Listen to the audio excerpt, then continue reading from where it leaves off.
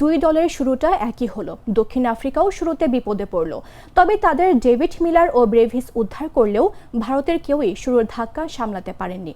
Miller ব্রেভিসের দুর্দান্ত জুটিতে শুরুর বিপদ কাটিয়ে বড় সংগ্রহ পায় আফ্রিকা। জবাবে পাওয়ার প্লেতেই টপ অর্ডার হারিয়ে ফেলা ভারত আর ম্যাচেই ফিরতে পারেনি। এতে করে ভারতকে উড়িয়ে সুপার 8 পর্ব শুরু করেছে দক্ষিণ আফ্রিকা।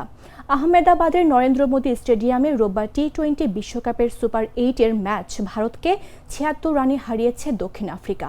আগে ব্যাটিং করে ১৮৭ রানের বড় সংগ্রহ পায় প্রোটিয়ারা। জবাবে ৭ বল বাকি থাকতে ১১১ রানে গুটিয়ে যায় ভারত। ইনিংসের প্রথম ওভারেই ঈশান কিষানকে ফেরান প্রোটিয়া অধিনায়ক এইডেন মার্করাম। এই নিয়ে টানা ৪ ম্যাচে ভারতের কোনো না কোনো ওপেনার ০ রানে ফিরলেন। আগের ৩ ম্যাচে ০ রানে ফিরছেন অভিষেক শর্মা। শুরুর ধাক্কার পর অধিনায়ক সূর্যকুমার যাদব ও ওয়াশিংটন সুন্দর মিলে ভারতকে খেলায় ফেরানোর চেষ্টা করেন, তবে তাদের জুটি বড় হয়নি। অষ্টম ওভারে সুন্দরের বিদায়ে ভাঙে ১৬ রানের জুটি। দলের বিপদের দিনে ব্যর্থ হয়েছেন হার্দিক পান্ডিয়াও। ১৫তম ওভারে ফেরার আগে ১৭ বলে ১৮ রান করেন তিনি।